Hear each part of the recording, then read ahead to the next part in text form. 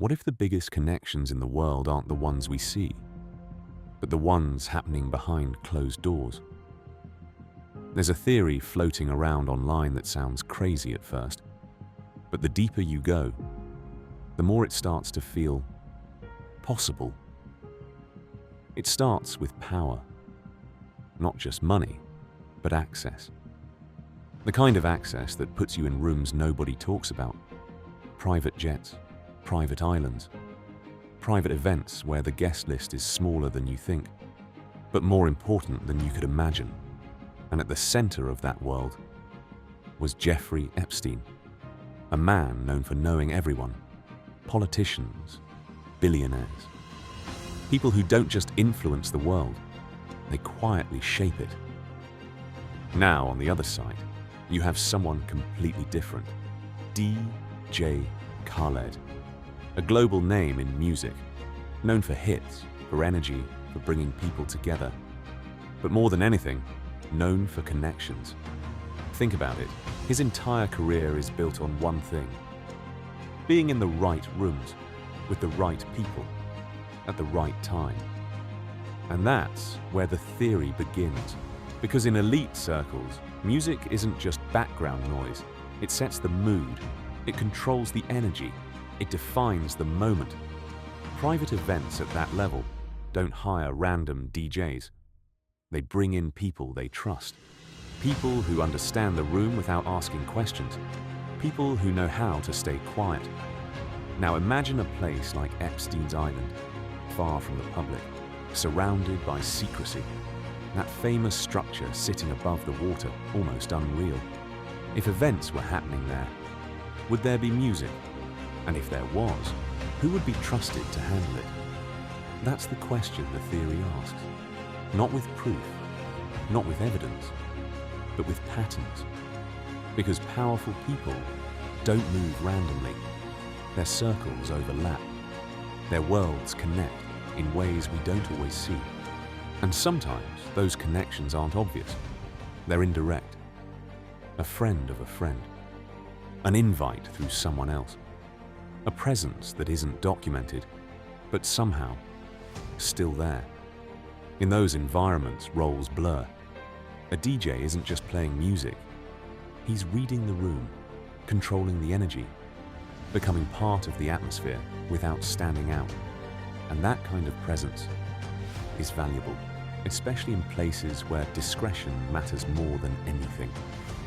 Now, to be clear, there is no confirmed evidence linking DJ Khaled to anything related to Epstein. But that's not what makes this theory interesting. What makes it interesting is how believable the structure is. A world where influence matters more than fame, where access is everything, where the most important events are the ones nobody ever sees. And in that world, the people who connect others hold more power than we realize. So was DJ Khaled ever part of that hidden network? Or is this just another internet theory built on coincidence and imagination? That's up to you to decide. But one thing is certain, the higher you go, the less you see. And sometimes, the biggest stories are the ones hiding in plain sight. There's another side to this theory that people don't talk about enough. And it's not about names, it's about systems. Because when you look at how powerful circles operate, you start to notice something strange. They don't just rely on people, they rely on roles. Specific roles that keep everything running smoothly, without attention, without noise. And one of those roles is control. Not control in an obvious way, but control of the environment, the energy, the mood. Think about the most exclusive events in the world. The kind you don't see on social media. The kind where phones aren't allowed. Where everything is designed to feel perfect. But nothing is accidental. Every detail matters. Lighting, timing, music. And music might be the most powerful one of all. Because music changes how people feel without them realizing it. It can calm a room. It can raise tension. It can create a sense of trust. or distraction.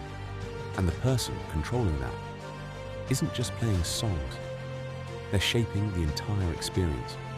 Now take that idea and place it into a world like Epstein's, a place built on privacy, on secrecy, on carefully selected guests. If events happen there, they wouldn't be random. They would be structured, planned, controlled. And that means every role would be filled by someone trusted. Not just famous, not just talented, but trusted. Now think about DJ Khaled again. His brand isn't just music, it's positivity, energy, winning. He's someone who brings people together and makes moments feel bigger than they are.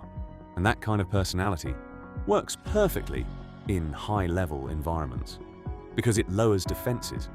It makes people feel comfortable. It creates an atmosphere where nobody questions what's really going on. That's what makes this theory interesting.